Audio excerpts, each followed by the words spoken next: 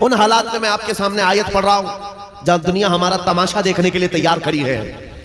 جب کبھی غزہ کے فلسطین کے نہتے بچوں پر بمباری ہوتی ہے، میزائل سے مار مار کر کے ان کو ٹکڑے کیا جاتا ہے، تو یہ دگلی معیار رکھنے والی دنیا ہنستی ہے اور تماشا دیکھتی ہوئی کہتی ہے اچھا ہو رہا ہے ان کے ساتھ. ان کے پاس وہ کٹھور دل ہے جو انسانیت کے لیے ہے ہی نہیں. یہ وہ ظالم لوگ ہیں جو بچوں کی موت پر بھی تالیاں بجاتے ہیں اور تماشا دیکھتے ہیں اور یہ کہتے ہیں انقریب یہ مٹ جائیں گے.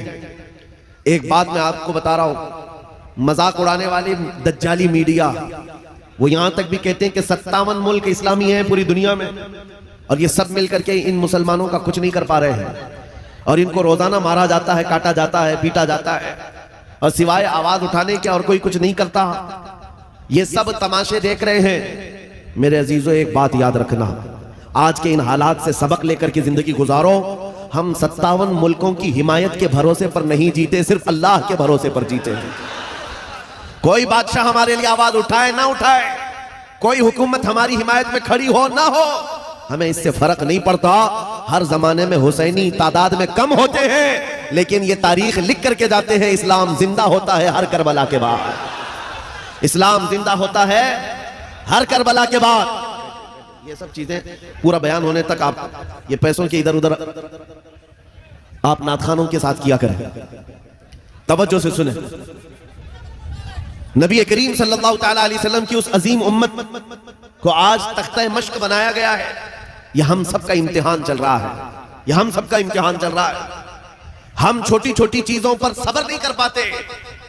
ہو سکتا ہے میری تقریروں سے آپ کو اثر نہ ہو سکتا ہے کسی مقرر کی اور کسی کے وعظ و نصیحت سے آپ کو اثر نہ ہو رہا ہو، لیکن ان نہتے بچوں کی اور ان مظلوم فلسطینیوں کی اس چیخ و پکار کو دیکھ کر کے تو سمجھ جاؤ کہ ان کا ایمان کتنا مضبوط ہے، کتنا مضبوط ہے. وقت کے سپر پاور طاقتیں ان نہتے بچوں کے سامنے کھڑی ہیں. دنیا کی ساری بڑی مشینیں لے کر، ساری ٹیکنالوجی لے کر، اور مقابلہ کرنے والے کنکروں اور پتھروں کے ساتھ کھڑے ہیں.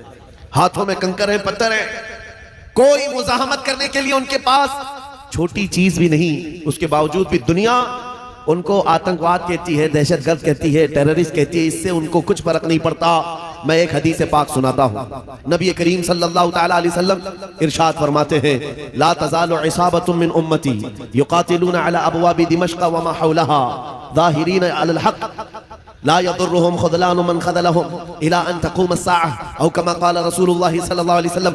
میرے آقا فرماتے ہیں قیامت تک میری امت میں سے ایک جماعت ایسی ہوگی جو دمشق کے دروازوں پر اور بیت المقدس کے آس پاس لڑتی رہے گی، حق کے لیے لڑتی رہے گی. کسی کے برا چاہنے سے ان کا کچھ برا نہ ہوگا. قیامت آنے تک وہ حق کے لیے لڑتے رہیں گے. میرے آقا صلی اللہ علیہ وسلم نے فرمایا قیامت تک وہ حق کے لیے لڑتے رہیں گے، کسی کے برا چاہنے سے ان کا کچھ نہیں ہوگا. اب میں یہاں بات پوچھتا ہوں، برا چاہنے سے کچھ نہیں ہوگا یہ حدیث میں کہا جا رہا ہے، جبکہ ظاہر میں ہم دیکھ رہے ہیں ان کی تو عمارتیں ٹوٹ کر ختم ہو گئی، ان کے بچوں کے ٹکڑے ہو گئے، ان کے ہاں ایک ایک قبر میں 80 میتوں کو رکھا گیا. اور حدیث میں کہا جا رہا ہے ان کا برا چاہنے والے لوگوں سے، ان کا برا چاہنے سے ان کا کچھ نہیں ہوگا. ارے بہت کچھ ہو گیا. ان کے اسپتال ٹوٹ گئے، ان کے گھر برباد ہو گئے، ان کی زمینیں تباہ ہیں، ان کے گھر بار سب ختم ہے. پھر حدیث میں یہ جو کہا جا رہا ہے ان کا کچھ برا نہیں ہوگا، مطلب یہ ہے میرے عزیزو، میرے آقا کا فرمان ہے دنیا کے برا چاہنے سے ان کا کچھ نہیں ہوگا. مطلب گھر ٹوٹ جائیں، بچے ختم ہو جائیں الگ ہے، رشتے ٹوٹ جائیں الگ ہے، لیکن پوری دنیا ایک طرف ہو جائے ان کے ایمان کا کچھ بھی برا نہیں ہو سکتا. اور اگر ایمان محفوظ ہے تو دنیا کی سب سے بڑی دولت موجود ہے.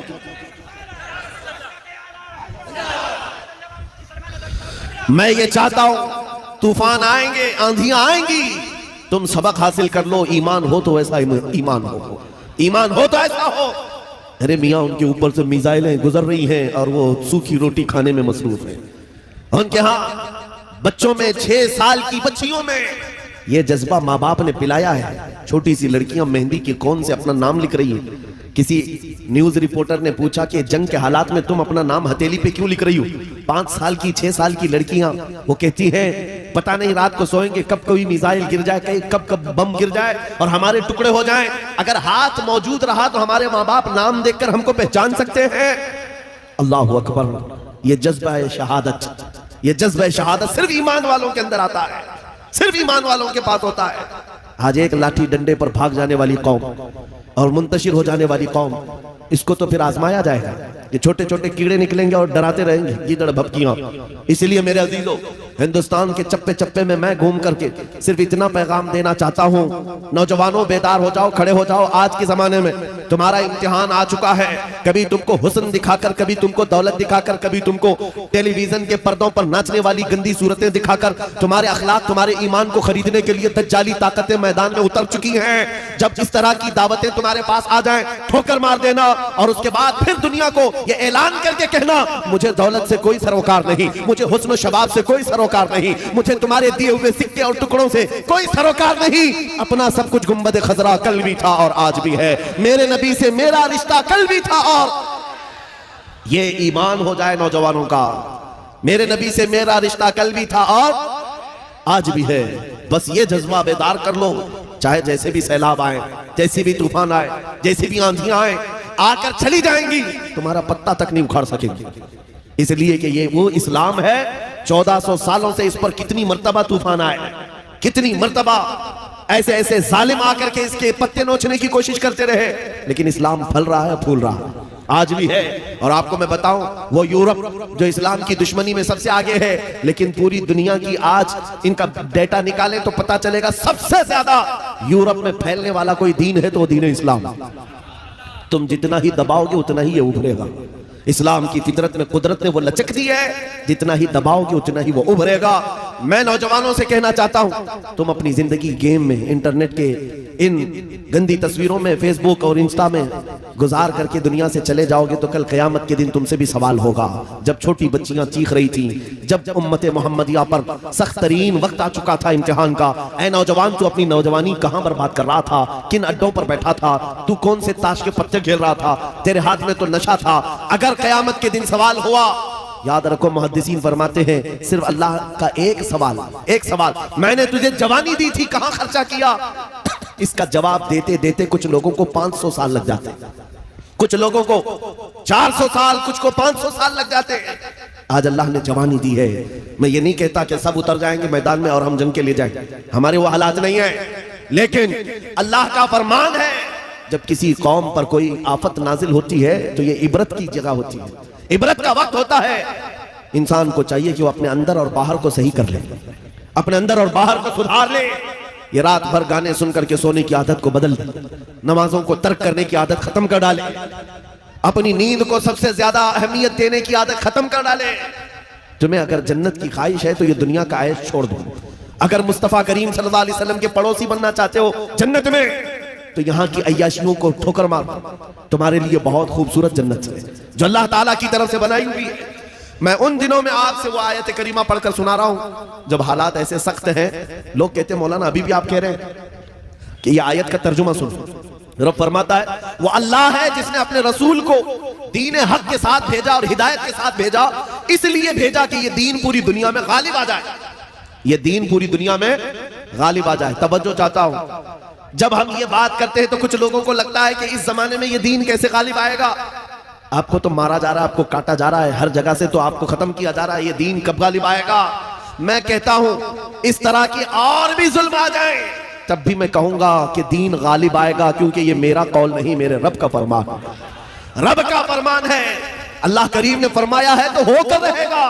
آسمان نیچے آ سکتا ہے، زمین اوپر جا سکتی ہے، لیکن میرے مولا کا قول جھوٹا نہیں ہو سکتا. قرآن کا فرمان غلط اور باطل نہیں ہو سکتا. دنیا میں یہ دین غالب آئے گا اور وہ وقت قریب ہے. ظلم جب بڑھ جاتا ہے تو اللہ تبارک و تعالیٰ کی طرف سے ظالموں کے لیے عذاب آتا ہے. چند دن کے بعد دیکھنا جب رب تبارک و تعالیٰ کی پکڑ ہوگی ان ظالموں کی، تم ان کو اخبار کے کسی کونے میں بھی نہیں پاؤ گے، ان کا نام و نشان ختم ہو جائے گا. ہم یہاں پر تاریخ کے جھروکوں میں دیکھتے آئے ہیں نبی پاک صلی اللہ تعالیٰ علیہ وسلم کی عظمت اور ان کی شان پر بھونکنے والے کتے چند دنوں کے بعد ایسے غائب ہو جاتے ہیں، ان کا کوئی پتہ ہی نہیں ہوتا، ان کا نشان بھی نہیں ہوتا. آپ کو میں تاریخ پوری اگر بتاؤں، ایک دو نہیں کئی گستاخ رسول آئے، کتنوں کو یاد ہے ان کے نام، کتنوں کو معلوم ہے ان کی تاریخ، لیکن میرے نبی کی تعریف کرنے والے حسان بن ثابت سے لے کر کے امام احمد رضا تک ہر عاشق رسول لوگوں کی زبانوں پر نہیں، لوگوں کے دلوں پر حکومت کرتا نظر آتا ہے. ہر عاشق رسول لوگوں کے دلوں پر حکومت کرتا نظر آتا ہے. ارے یہ جھارکھنڈ کی وہ سرزمین جہاں مسلسل 12 گھنٹے سفر کے بعد میں آپ کے پاس پہنچا، اور یہ مجمع دیکھ کر حیرت میں ہے، رات کے 2 بجے، یہ لگتا نہیں رات کے 2 بجے ہے، دن کے 12 بجے کا شباب نظر آتا ہے، یہ دن کا شباب نظر آتا ہے ہر جلسے میں تقریباً یہ ماحول۔ میرے عزیزوں، میرے لیے لوگ 2 بجے تک جو انتظار کر رہے ہیں وہ اسی لیے نہیں کہ کانگریس پارٹی کا نیتا آیا ہوا ہے یا بی جے پی کا کوئی نیتا آیا ہوا ہے، یہ نیتا کے لیے بیٹھی ہوئی پبلک نہیں ہے، مصطفیٰ کریم کے ایک ادنا غلام کے لیے زندہ بیٹھے ہیں، نبی پاک صلی اللہ تعالیٰ علیہ وسلم کے غلام کے لیے۔ ورنہ میری اپنی حیثیت کیا ہے؟ میرا انٹروڈکشن آپ کے پاس ہے کیا؟ میں جنوب ہند سے تعلق رکھتا ہوں، آپ شمال میں بیٹھے ہوئے ہیں، لیکن دل ایسے ملے ہوئے ہیں جیسے ایک گھر کی چھت کے نیچے بیٹھے ہوئے ہیں۔ کیوں؟ یہ بتانا چاہتا ہوں، جب رشتہ مدینے کے تاجدار سے جڑ جاتا ہے، مولا اس کا رشتہ پوری کائنات سے جوڑ دیتا ہے، رب تعالیٰ اس کا رشتہ ہر جگہ سے جوڑ دیتا ہے۔ حضور کی تعریف کرنے والے زندہ بھی رہتے ہیں اور نام کماتے بھی رہتے ہیں۔ ایک فارمولا دے کر جاتا ہوں آپ کو، اگر عزت چاہتے ہو، اگر بلندی چاہتے ہو، اگر ترقی چاہتے ہو، تو میرا ایک جملہ یاد رکھو، اس نبی کی بات کرو، ہر دل پہ راج کرو۔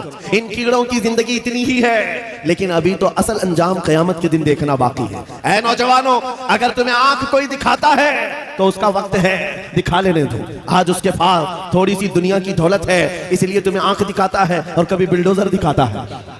ہاں، طاقت و قوت کے نشے میں وہ یہ سوچتا ہے کہ بلڈوزر لا کر کے ان کو توڑ دوں۔ تیرے سے بڑے دجالوں کو بھی ہم نے دیکھا ہے، ہاں، اس سے بھی بڑے چنگیز اور ہلاکوں کو بھی دیکھا ہے، جنہوں نے بغداد کی اینٹ سے اینٹ بجا ڈالی تھی، وہ بھی سوچتے تھے کہ مسلمانوں کا خاتمہ ہو جائے گا۔ ان سے بھی کہتا ہوں، 5 سال کا نشہ ہے تمہارا، اسلام کو مٹانے چلے ہو، ذرا پہلے اپنے بدن سے کھجلی مٹا کر کے دکھا دو۔ اسلام اس دین کا نام ہے جس کی جڑیں تحت الثری میں ہیں، اس کی شاخیں عوج ثریا پر ہیں۔ تم تو کیا، تمہارے بہت بڑے بڑے سڑے بھی آ کر چلے گئے، اس اسلام کا پتہ بھی نوچ نہ سکے، اور انشاءاللہ صبح قیامت تک اس پودے کو لہلہانا ہے، اس درخت کو ہرا بھرا رہنا ہے، اس لیے کہ اسلام تیری نبض نہ ڈوبے گی حشر تک۔ تیری رگوں میں رواں خون ہے 4 یار کا، تیری رگوں میں رواں خون ہے 4 یار کا۔ میں آپ سے یہ بات کہہ رہا تھا، آنکھ دکھانے والوں کو دکھانے دو، آج ان کا وقت ہے۔ بلڈوزر دکھانے والوں کو دکھانے دو، آج ان کا وقت ہے۔ جیل کی دھمکی دینے والے، پھانسی کا پھندا دکھانے والے، دکھانے دو، آج وقت ہے۔ لیکن میں یہ بات ضرور کہوں گا، اصل وقت وہ آئے گا جب قیامت قائم ہوگی، اور پھر ہم بتائیں گے اس دور میں کیا ہوگا۔ عرش حق ہے، مسند رفعت رسول اللہ کی، دیکھنی ہے حشر میں عزت رسول اللہ کی۔ آج یہ حالات اگرچہ ہمارے موافق نظر نہیں آتے، لیکن وہ وقت آئے گا جب ہمارے مصطفیٰ، ہمارے نبی حشر کا دولہا بن کر کے اپنے امتیوں کو پکڑ پکڑ کر جنت میں لے جا رہے ہوں گے، اور تم سے پوچھوں گا، اے بھونکنے والے کتوں، اپنا احتساب کر لینا، اس وقت ٹھکانہ ڈھونڈو گے تو کہاں ملے گا۔ بریلی کے امام نے کہا ہے، بخدا خدا کا یہی ہے در، نہیں اور کوئی مفر مکر، جو وہاں سے ہو یہی آ کے ہو، جو یہاں نہیں تو وہاں نہیں۔ حضور کو چھوڑ کر دو جملے بریلی کے امام کہتے ہیں، بخدا خدا کا یہی ہے در، نہیں اور کوئی مفر مکر۔ مفر کہتے ہیں بھاگنے کی جگہ، اور مکر کہتے ہیں ٹھہرنے کی جگہ۔ حضور کو چھوڑو گے تو بھاگنے کی جگہ بھی نہیں ہے، ٹھہرنے کی جگہ بھی نہیں ہے۔ کہاں جاؤ گے؟ جہاں جاؤ گے، جہاں میرے خدا کی حکومت ہے، وہاں میرے مصطفیٰ کی مصطفائی ہے، وہ نبی کی مصطفیٰ ہوگی، تم کہاں بھاگو گے؟ اسی لیے اعلیٰ حضرت امام اہل سنت نے یہ میسج دیا پوری دنیا کو، آج لے ان کی پناہ، آج مدد مانگ ان سے۔ کیا ہے؟ آج لے ان کی پناہ، آج مدد مانگ ان سے، کل نہ مانیں گے قیامت میں اگر مان گئے۔ وہاں بہت سارے ماننے کو تیار کھڑے ہوں گے، بہت سارے بولیں گے ہمارے نبی ہیں، ہمارے رسول ہیں۔ نہیں، یہاں ماننا دیکھا جائے گا، یہاں کا ماننا معتبر ہوگا۔ قیامت کے دن تو عزت و رفعت دیکھ کر کے بہت سارے کہنے لگ جائیں۔ اسی لیے اے نوجوانوں، تمہارے پاس جو دولت ہے وہ بہت عظیم دولت ہے۔ آج اگر تم بچھڑے ہوئے علاقوں میں رہتے ہو، چھپر کے گھر میں رہتے ہو، کوئی حرج نہیں، ٹوٹی سڑکوں پر تمہاری زندگی گزرتی ہے، کوئی حرج نہیں۔ میں ان تمام باتوں کو اہم نہیں سمجھتا، اس لیے کہ ہماری تاریخ ہے، بغیر چپل کے چلنے والے، پیبند لگے کپڑے پہننے والے، ایک کھجور کی گٹھلی پر پورا دن گزارنے والے 313 جب نکلتے تھے، اچھے اچھوں کے بخیے اکھاڑ دیتے تھے۔ بڑی بڑی طاقتیں رخ موڑ لیا کرتی تھیں۔ آپ کو پتا ہے، جب سیدنا خالد بن ولید رضی اللہ تعالیٰ عنہ روم کے ان عیسائیوں کے مقابل میں کھڑے تھے جو لاکھوں کی تعداد میں آئے تھے، عیسائیوں نے خالد بن ولید سے کہا کہ آپ کو پتا ہے ہمارے پاس وہ فوج آئی ہے جو اتنے جنگی سامان سے لیس ہے اور اتنے ہتھیاروں سے، اب ایسے تم پر کودے گی اور ایسے تم پر ناچے گی کہ تم یاد رکھو گے۔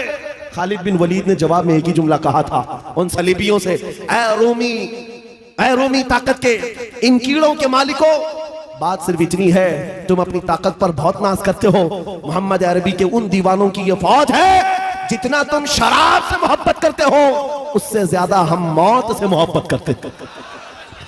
موت سے محبت کرنے والی یہ قوم ہے، تم شراب کے نشے میں دھت ہوتے ہو، ہم تو شہادت کے جذبے میں نکلتے ہیں۔ یہ ہماری تاریخ تھی۔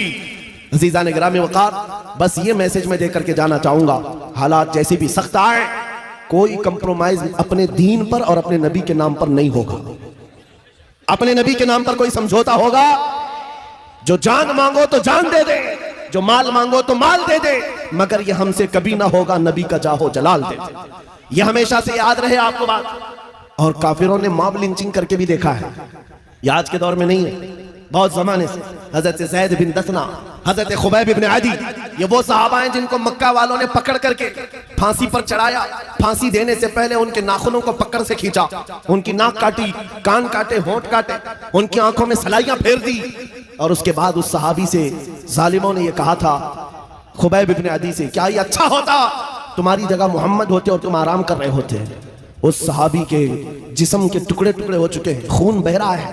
اس اسنا میں وہ صحابی کہتے ہیں، خبردار تم یہ کہتے ہو یہاں میرے نبی ہوتے تو اچھا ہوتا، قسم رب ذوالجلال کی، اور میرے جسم کے 1000 ٹکڑے کر لو میں برداشت کر لوں گا، میرے نبی کے تلوے میں کانٹا بھی چبھے مجھے یہ برداشت نہیں۔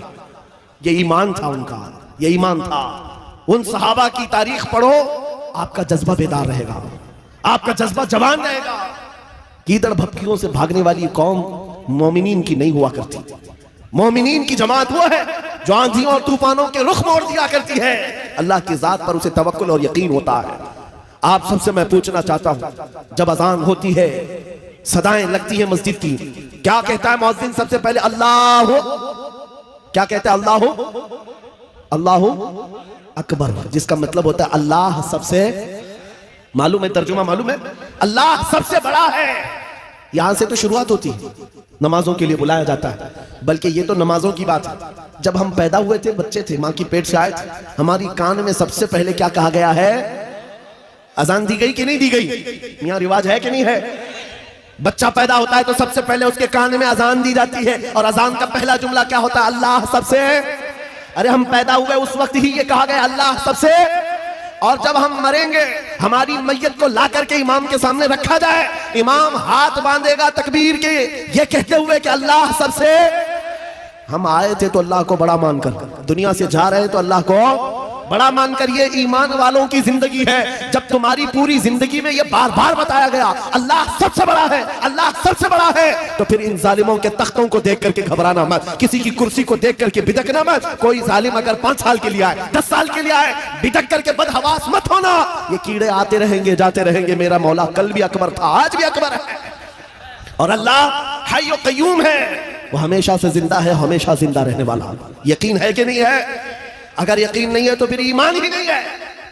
ابھی دن ہے یا رات ہے؟ سب کو پتا ہے رات ہے، لیکن ایک یقین تمہارے دل میں ابھی بھی ہے۔ اندھیرا ہو گیا ہے، سب جگہ اندھیرا ہے، رات ہے، لیکن بچے کو پکڑ کر پوچھوں، بوڑھے کو پکڑ کے پوچھوں، ہر ایک یہ کہے گا چند گھنٹوں کے بعد اجالا ہوگا کہ نہیں ہوگا؟ چند گھنٹوں کے بعد رات جائے گی اور اجالا ہوگا۔ یہ تمہارا روز کا معمول ہے، اس لیے اس پر توجہ نہیں کرتے۔ کبھی کبھار پوچھو ان اندھیریوں سے، ان اندھیریوں کو چھانٹ کر کے اجالا لاتا کون ہے؟ وہ میرا رب العالمین ہے۔ جب رات کی اندھیریوں کو چھانٹ کر کے اجالا لاتا ہے تو اس امت پر آئے ہوئے اگر اندھیریوں کو دیکھ کر کے گھبرا کر کے جانا، یہ شان ایمان والوں کی نہیں ہے۔ آج اگر تھوڑی اندھیریاں ہیں تو انتظار کرو، کچھ دیر کی خاموشی ہے، پھر شور آئے گا۔ آج کتوں کا وقت ہے، کل ہمارا دور آئے گا۔